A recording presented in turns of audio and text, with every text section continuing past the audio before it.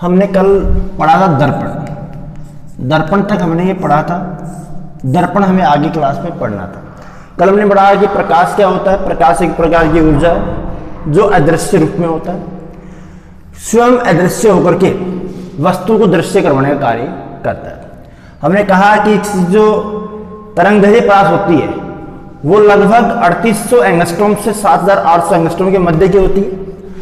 और हमने ये भी पढ़ा कि प्रकाश किरण क्या होती है, कि अनेक बिंदुओं के बिंदु पथों के अगर प्रकाश किरण कहेंगे तथा इन प्रकाश किरणों के समूह को हम कहते हैं प्रकाश पुंज कहते हैं। ठीक है, उसके बाद हमने पढ़ा था कि प्रकाश का परावर्तन क्या होता है और परावर्तन के पश्चात उसके नियम पढ़े थे। और नियम के पश्चात हमने एक पॉइंट पढ़ा था कि जब कोई प्रकाश किरण अविलंब के समांतर आपतित होती है तो परावर्तन के पश्चात पुनः उसी पथ पर लौट जाते हैं, क्योंकि आपतन कोण आई और परावर्तन कोण आर का मान क्या होता है 0 डिग्री होता है।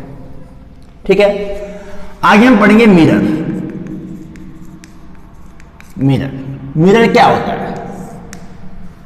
ऐसे कहें कि किसी भी पारदर्शी कांच की पट्टिका के एक पृष्ठ सतह पर चांदी का या रजत पॉलिश का लेप कर दें तो वह क्या कहलाएगा? मिरर कहलाएगा। मिरर के प्रकार कितने होते हैं? 2 प्रकार होते हैं। पहला कौन सा होता है? समतल दर्पण, सिंपल मिरर। जो दूसरा होता है वो होता है गोलीय दर्पण। इसे हम कहेंगे स्फेरिकल मिरर। स्फेरिकल मिरर गोलीय दर्पण। इस समतल दर्पण में और इस गोलीय दर्पण में, समतल दर्पण हमने कहा कि कोई कांच के समतल कांच की पारदर्शी पट्टिका ली, उसकी एक सतह पर हमने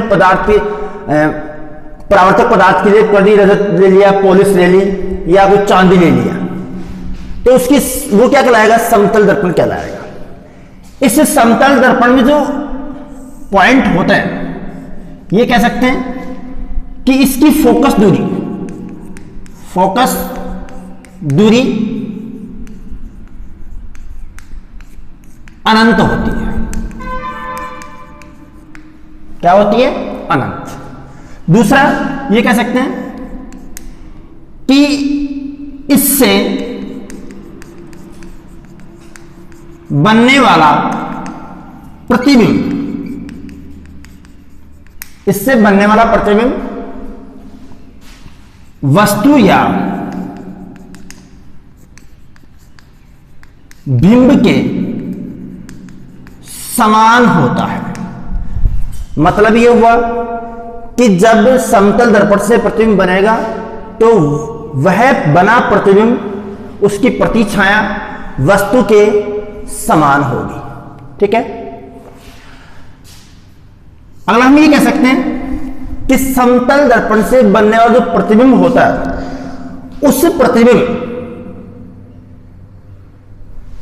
का दायां भाग बाईं तरफ और बायां भाग दाईं तरफ दिखाई देता है, तथा उस प्रतिबिंब की प्रकृति होती है आभासी। मतलब यह हुआ कि वह आभासी प्रकृति का होता है। ठीक है, फॉर एग्जाम्पल देखो, हमने एक मिरर ले लिया ए और बी। ठीक है, यहां पर हमने एक वस्तु रखी, इससे हमने क्या कर दिया? परावर्तक पदार्थ का लेप कर दिया, मिरर हो गया। तो यहां से क्या हुआ कि प्रकाश किरण आएगी, परावर्तन के पश्चात पुनः उसी पथ पर, पुनः उसी माध्यम में लौट जाएगी। फिर दूसरी प्रकाश किरण आएगी, परावर्तन के पश्चात उसी माध्यम में लौट जाएगी। यानी कि ये आपतित प्रकाश किरण हो गई और ये क्या हो गई? परावर्तित प्रकाश किरण हो गई। जब इन परावर्तित प्रकाश किरणों को पीछे की ओर बढ़ाते हैं तो ये जिस बिंदु में प्रतिच्छेद करती है वहां पर वस्तु क्या बनता है, प्रतिबिंब बनता है। और ये बना प्रतिबिंब वस्तु के बराबर होता है, इसका दायां भाग बाईं तरफ होता है, बायां भाग दाईं तरफ होता है। ठीक है,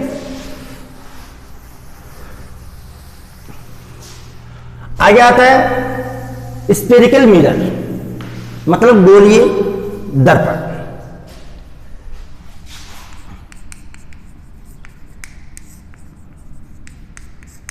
गोलीय दर्पण, स्फेरिकल मिरर, ये कह सकते हैं कि किसी अर्ध कांच के खोखले गोले, जैसे मान लो मैंने अर्ध कांच का कटा हुआ खोखला गोला ले लिया, इसके किसी भी सतह पर, इस सतह पर हमने क्या कर दिया, परावर्तक पदार्थ पॉलिश कर दी।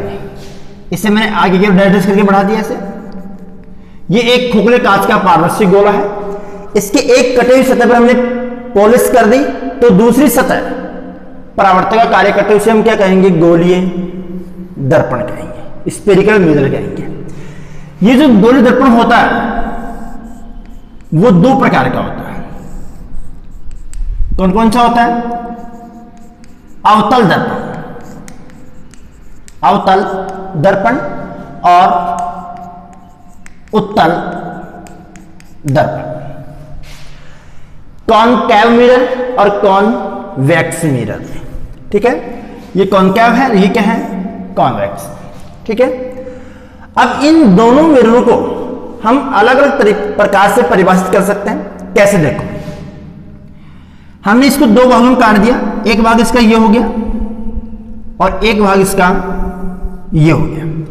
इससे मैंने ए और बी कह दिया, इससे मैंने सी और डी कह दिया।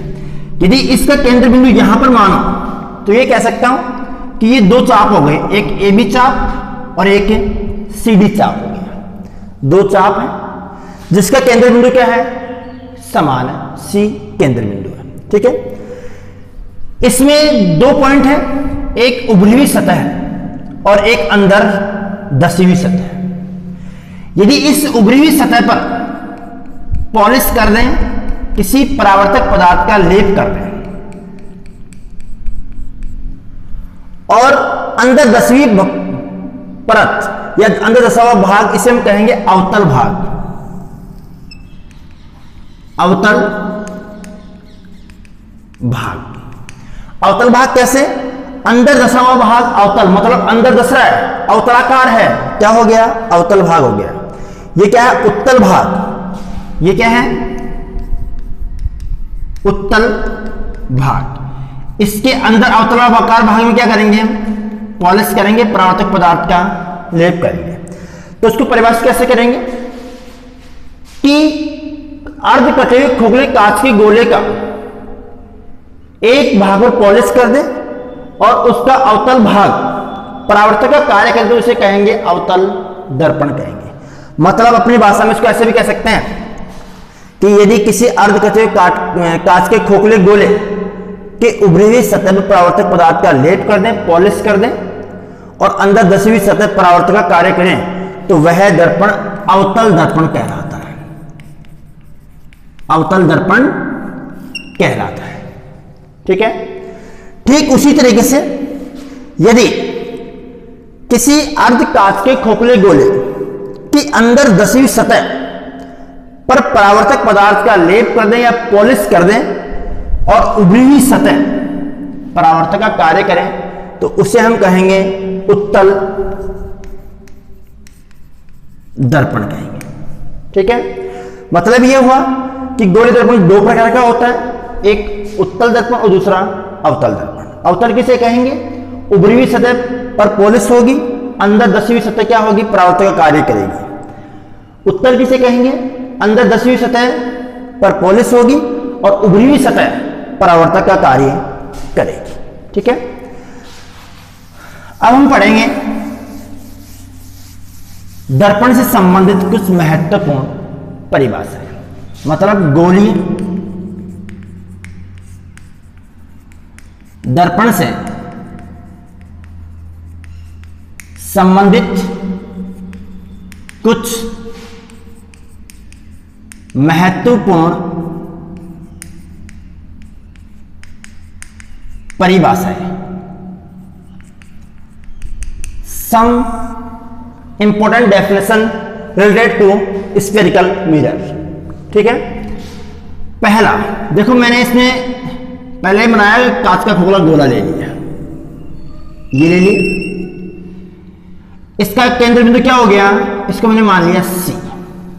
ठीक है, यहां केंद्र बिंदु C से इसको केंद्र मान करके मैंने दो इसमें चाप काट दिया, एक हो गया चाप A और दूसरा हो गया B, ये C और ये D, ये ऐसे कह दें D और E।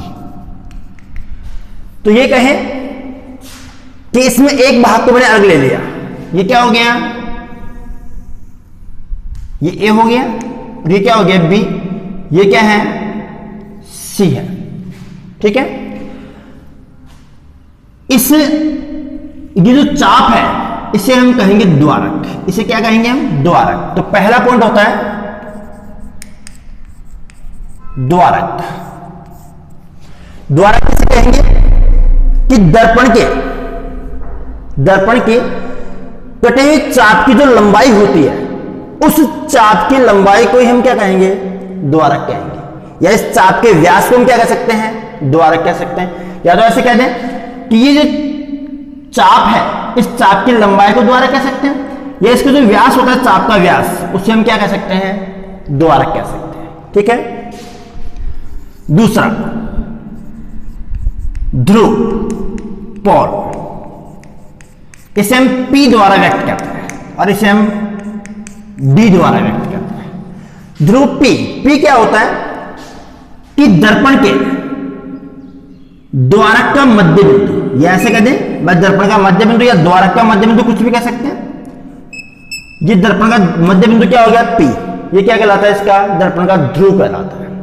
ठीक है, तीसरा वक्रता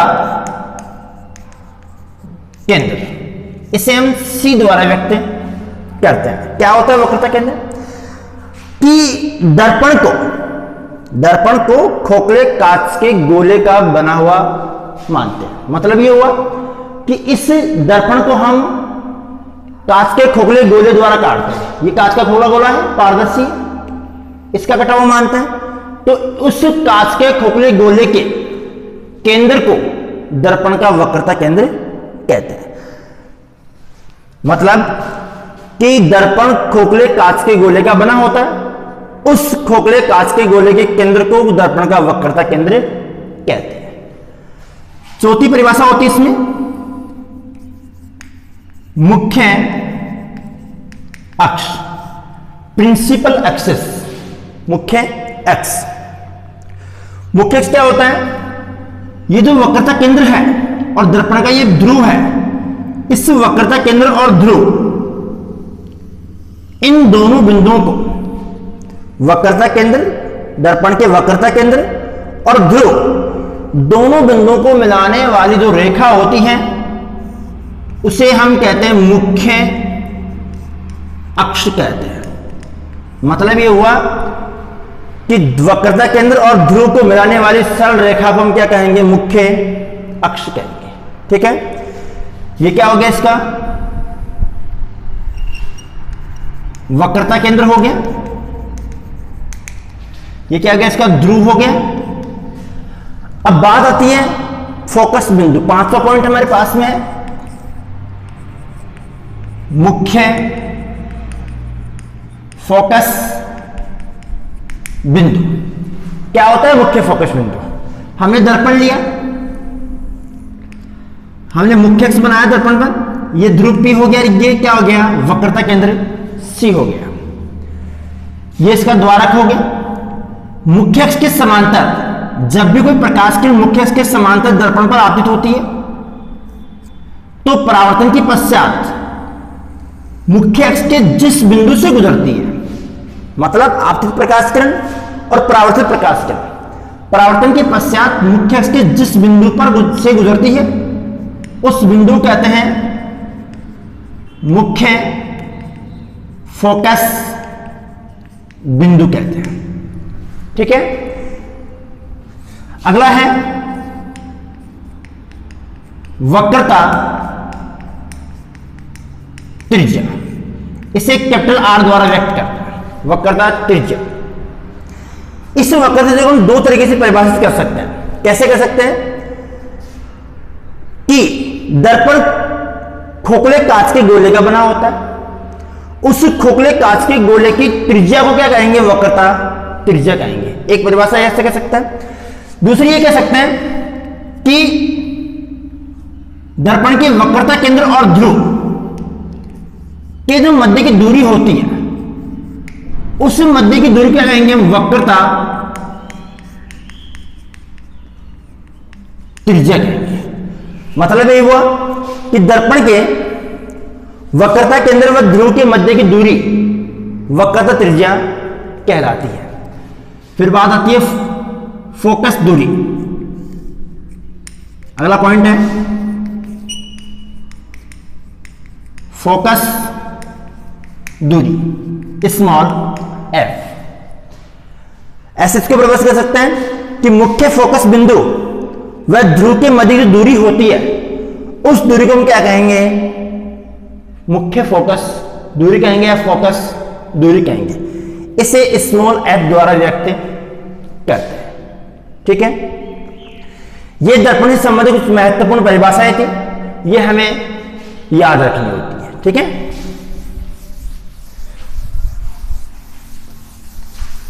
नेक्स्ट, गोलीय दर्पण से प्रतिबिंब का निर्माण करना। गोलीय दर्पण से प्रतिबिंब का निर्माण करना। गोलीय दर्पण पहला लेंगे हम अवतल दर्पण, कॉनकेव मिरर। पहले मैं आपको इसमें टेबल बना देता हूं, उस टेबल के अकॉर्डिंग मैं आपको बताऊंगा कि कौन सा डायग्राम कैसे बनेगा। क्रम संख्या ले ली मैंने, यहां पर मैंने ले ली बिंब या वस्तु की स्थिति, फिर ले ली मैंने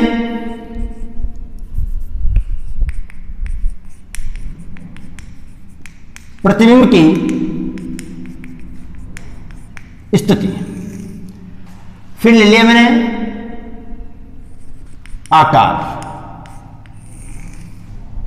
और फिर स्थिति ले ली भाई कौन सी है, आभासी है या वास्तविक है। पहला पॉइंट, पहला पॉइंट लिया मैंने कि जब वस्तु अनंत पर हो, जब वस्तु अनंत पर होगी तो उस वस्तु का प्रतिबिंब कहां पर बनेगा, एफ पर बनेगा। ऐसे लिख सकते हैं। तो वस्तु का प्रतिबिंब फोकस बिंदु पर बनेगा। फोकस बिंदु पर तो बनेगा, लेकिन बनेगा कैसे, देखो बहुत छोटा, या ऐसे कह सकते हैं बिंदुवत, बहुत छोटा या बिंदुवत, उल्टा भी बनेगा और वास्तविक बनेगा। कैसा बनेगा, वास्तविक बनेगा। देखो कैसे बनेगा। ये हमने मिरर ले लिया, इसके एक पृष्ठ पर उभरे हुए भाग पर हमने क्या कर दी, परावर्तक पदार्थ का पॉलिश कर दिया, हमने बना दिया मुख्य अक्ष बना दिया। ठीक है, ये ध्रुव P हो गया, ये वक्रता केंद्र C हो गया।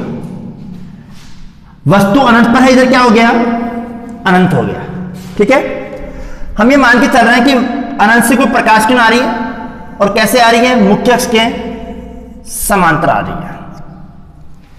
दर्पण की किसी बिंदु से टकराएगी, टकराने के पश्चात पुनः उसी माध्यम में लौटेगी और अक्ष के जिस बिंदु को प्रतिच्छेद करेगी उस बिंदु पर होगा F, मुख्य फोकस बिंदु। ठीक इसी स्थिति के अनुसार हमने एक प्रकाश किरण इसके नीचे की ओर ली जो मुख्य अक्ष से समांतर आपतित होती है। परावर्तन के पश्चात यह प्रकाश किरण भी कहां से गुजरेगी भाई? फोकस बिंदु से गुजरेगी। जब भी दो या दो से अधिक परावर्तित प्रकाश किरणें, जब भी दो या दो से अधिक परावर्तित प्रकाश किरणें जिस बिंदु पर प्रतिच्छेद करती हैं, दो या दो से अधिक परावर्तित प्रकाश किरणें जिस बिंदु पर प्रतिच्छेद करती हैं उस बिंदु पर वस्तु क्या बनता है? प्रतिबिंब बनता है। तो यहां पर F पर प्रतिबिंब बना, कैसा बना? बिंदुताकार बना, वस्तु से बहुत छोटा बना और उल्टा भी बना। और कैसा बना? वास्तविक बना। ठीक है, सेकंड स्थिति लिखेंगे इसमें कि जब वस्तु अनंत वक्रता केंद्र C के मध्य स्थित हो। मतलब यह हुआ कि अनंत और वक्रता केंद्र C के मध्य स्थित होगा तो उसका प्रतिबिंब कहां पर बनेगा? तो प्रतिबिंब F व C के मध्य बनेगा। मतलब कि प्रतिबिंब फोकस, मुख्य फोकस बिंदु और वक्रता केंद्र के मध्य ही बनेगा। कैसा बनेगा? वस्तु से छोटा होगा और उल्टा होगा और स्थिति कैसी होगी इसकी? वास्तविक होगी। स्थिति क्या होगी? वास्तविक। देखो कैसे, मैंने एक मिरर ले लिया, इस मिरर पर हमने क्या कर दिया? एक पॉलिश कर दी। यहां पर हमने क्या बना दिया? मुख्य अक्ष बना दिया। यह वक्रता केंद्र क्या हो गया? C हो गया और इधर क्या है? अनंत है। यहां पर मैंने एक वस्तु ले ली, उस वस्तु को नाम दे दिया मैंने A और B। ठीक है, तो यहां से वस्तु के एक सिरे से प्रकाश की मुख्य अक्ष से समांतर आपतित होती है और दर्पण के किसी बिंदु पर आपतित होती है जो परावर्तन के पश्चात कहां से गुजरती है? मुख्य फोकस बिंदु F से गुजरती है। ठीक है, दूसरी प्रकाश किरण वक्रता केंद्र से पारगमित होती है और दर्पण पर अभिलंबित आपतित होती है। और जब कोई प्रकाश किरण किसी परावर्तक तल पर अभिलंबित आपतित होती है तो वह प्रकाश किरण पुनः उसी पथ पर लौट जाती है। ठीक है, तीसरी प्रकाश किरण इसको ऐसे दर्शा सकते हैं कि इसके ध्रुव P पर आपतन कोण I से आपतित होती है। यह आपतन कोण कितना है? I। उसी कोण के साथ में यह क्या हो जाती है? परावर्तित हो जाती है ऐसे। तो ये तीनों परावर्तित प्रकाश किरणें जिस बिंदु पर प्रतिच्छेद करती हैं, ये तीनों परावर्तित प्रकाश किरणें जिस बिंदु पर प्रतिच्छेद करती हैं उस बिंदु पर इस वस्तु AB का क्या बनता है? प्रतिबिंब बनता है। और कैसा बनता है? उल्टा है। उल्टा हो गया, वस्तु से छोटा है तो क्या हो गया? ये इसको हमने A' और B' नाम दे दिया। या ऐसे कह सकते हैं B और AB कह सकते हैं। ठीक है, वस्तु से छोटा है, उल्टा है और वास्तविक है। ठीक है, तीसरा पॉइंट, तीसरा पॉइंट ये कह सकते हैं कि जब वस्तु वक्रता केंद्र C पर स्थित हो, जब वस्तु वक्रता केंद्र C पर स्थित होगा तो उस वस्तु का प्रतिबिंब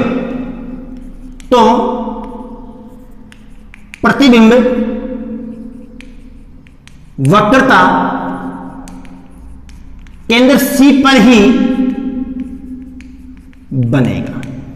कैसा बनेगा? वस्तु के बराबर होगा, उल्टा होगा और वास्तविक होगा। ठीक है, देखो कैसे, डायग्राम देखो इसका। हमने मिरर लिया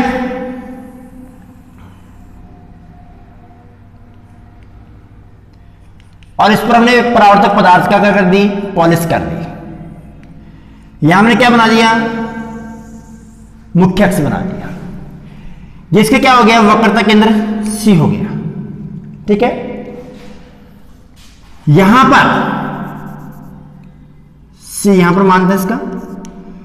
हमने एक वस्तु रखी AB, ये B है, ये क्या है? A है। ठीक है, यहां से प्रकाश किरण आएगी मुख्य अक्ष से समांतर, परावर्तन के पश्चात कहां से गुजरेगी? फोकस बिंदु से गुजरेगी। कहां से गुजरेगी? फोकस बिंदु F से गुजरेगी। दूसरी प्रकाश किरण इसके ध्रुव पर आपतित होती है, आपतन कोण I से। तो परावर्तन के पश्चात उसी कोण के साथ में, यानी कि उतने ही कोण के साथ में क्या हो जाती है? परावर्तित हो जाती है। ये दोनों परावर्तित प्रकाश किरणें जिस बिंदु पर मिलती है, प्रतिच्छेद करती हैं, उस बिंदु या पर क्या बनता है? वस्तु का प्रतिबिंब बनता है। ये क्या हो गया? A डैश और B डैश। ये वस्तु के बराबर है, उल्टा है और क्या है? वास्तविक है। क्लियर?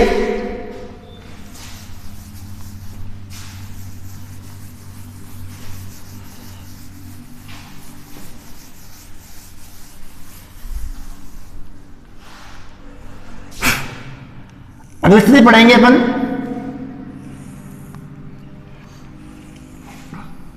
चौथी स्थिति, कि जब वस्तु C व F के मध्य स्थित हो। मतलब ये हुआ कि जब वस्तु वक्रता केंद्र व फोकस बिंदु के मध्य स्थित हो। जब वस्तु वक्रता केंद्र व फोकस बिंदु के मध्य स्थित होगा तो प्रतिबिंब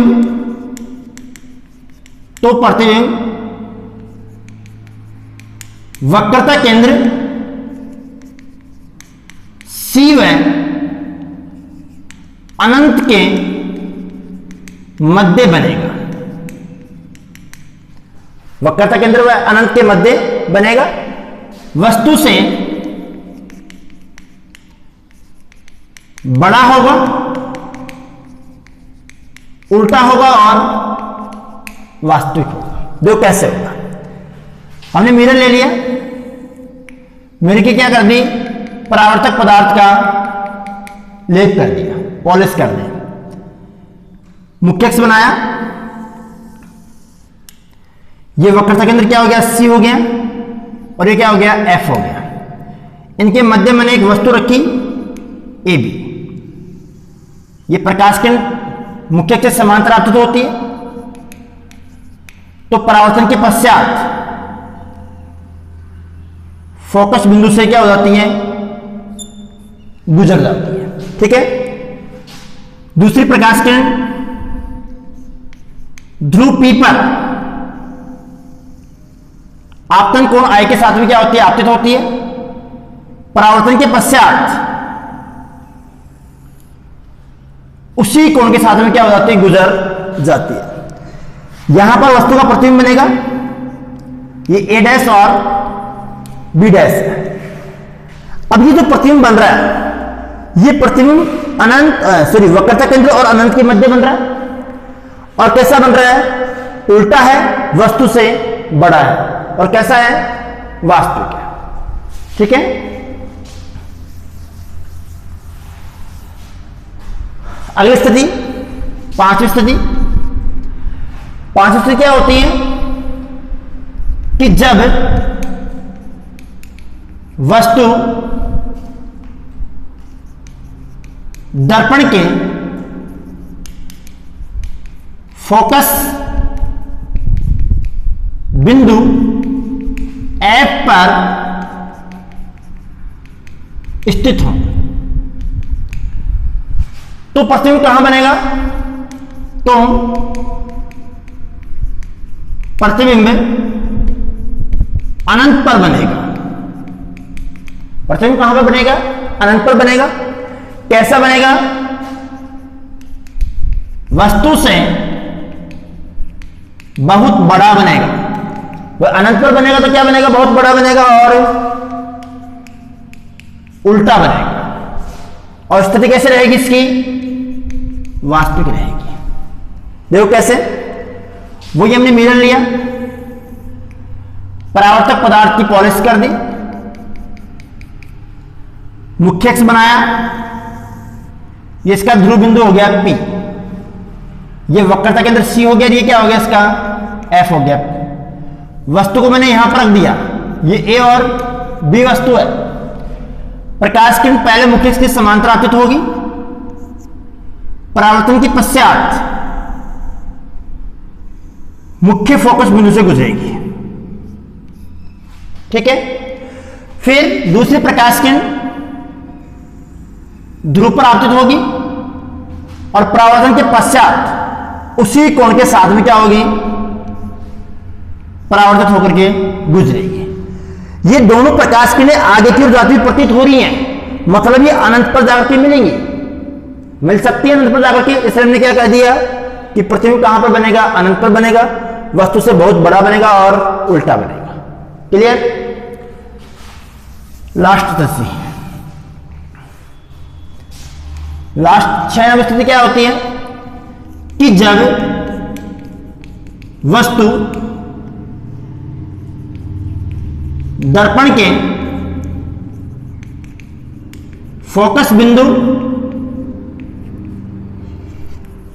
F व ध्रुव P के मध्य स्थित हो तो प्रतिबिंब